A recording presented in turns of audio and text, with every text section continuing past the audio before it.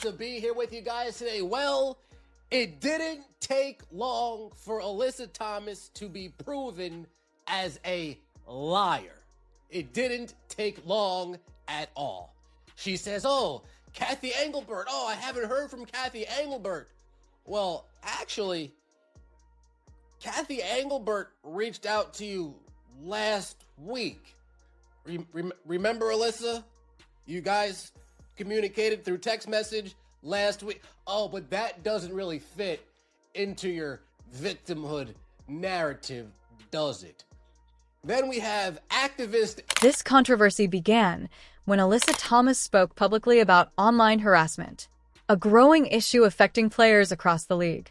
In her statement, she suggested that she had not received communication or support from WNBA leadership regarding these concerns. The message resonated. Fans, media voices, and players began asking questions. But within hours, reports emerged suggesting there may have been prior communication between Thomas and the league. And that's when the narrative began to shift. This Alyssa Thomas situation is the Jussie Smollett situation of the WNBA. Let me guess. After they sent you those messages, Alyssa Thomas, it ended with, "This is Clark country," and they chased you away. Then we have the New York Liberty fans booing Commissioner Kathy Engelbert, which I find interesting. I find the New York Liberty fans booing Kathy Engelbert interesting because, correct me if I'm wrong, Kathy Engelbert wore a New York City... According to reports from journalists covering the league, there had been recent contact between Alyssa Thomas and Commissioner Kathy Engelbert. Now, this is where things get complicated, because the issue isn't simply whether communication happened. It's about how that communication was represented publicly. The NBA Finals series was riddled with calls going against the Minnesota Lynx because it was, wait for it, fixed, allegedly, fixed, it was fixed, rigged, to get the New York Liberty to win a championship. And they're booing the commissioner? Interesting. Let's get right into it, shall we? Like the video, hype the video. Let me know your thoughts in the comment section below and subscribe to the channel. That would mean so much to me. Let's start with Alyssa Thomas on recent online harassment. We still have yet to hear anything from Kathy Engelbert. You can see what's... Then came the moment that changed everything. A packed arena, a national audience, and instead of support, there were boos, not just toward players, but toward leadership, decisions, and the growing tension within the league. For many fans, this wasn't just about one statement. It was about trust. She remains silent, and that's unfortunate when our lives are being threatened. Well, interesting, Alyssa Thomas, because the only people who've been arrested for stalking WNBA players are two individuals that stalked WNBA players that played on the Indiana Fever. Oh, wow. Did Kathy Engelbert speak up about that, Alyssa Thomas? But Caitlin Clark's not black. Oh. When Sophie Cunningham stalker got her, did Kathy Engelbert speak about, but Sophie Cunningham's not lesbian. All right. Let's be clear.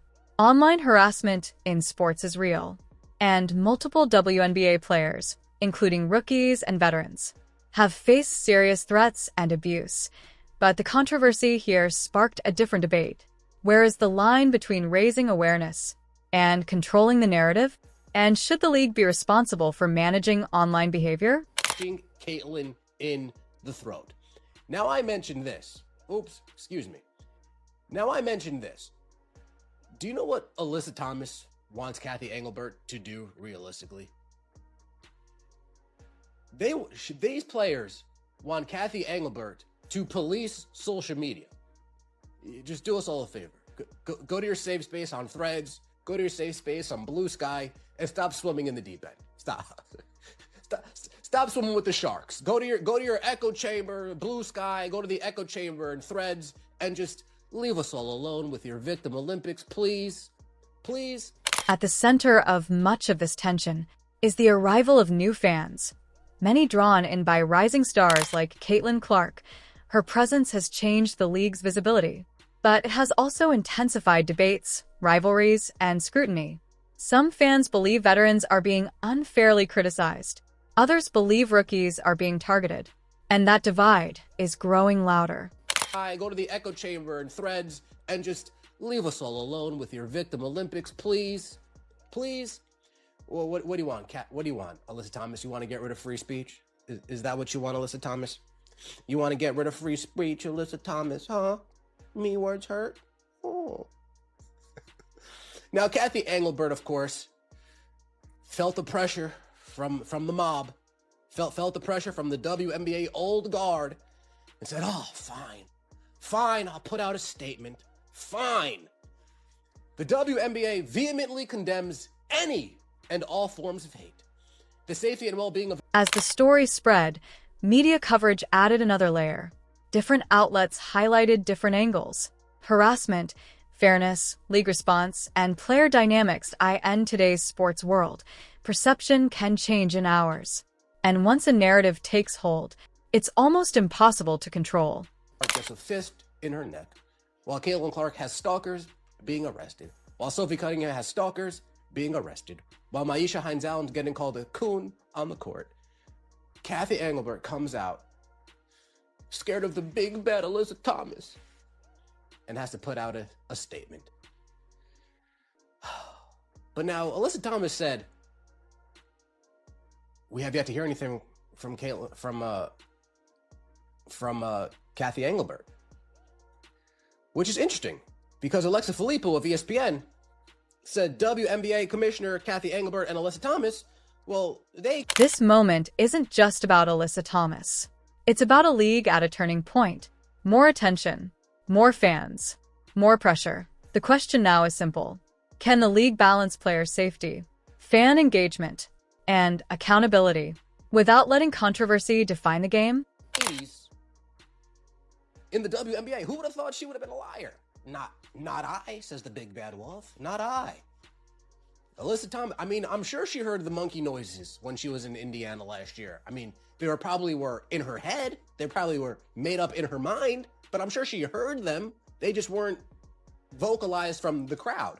They were the voices inside her head. Shout out to Randy Orton. And then Annie Costable, activist Annie, she gets sent the dossier. We could tie it all in here. We could tie in the Jussie Smollett. We could tie in the... For Alyssa Thomas, this may be just another chapter in a long career. But for the WNBA, this could be something bigger. A shift, a warning, or the start of a new era. Was this a misunderstanding or something more? Let us know in the comments. And if you want the truth behind the biggest stories in sports, make sure you subscribe, because this is just the beginning.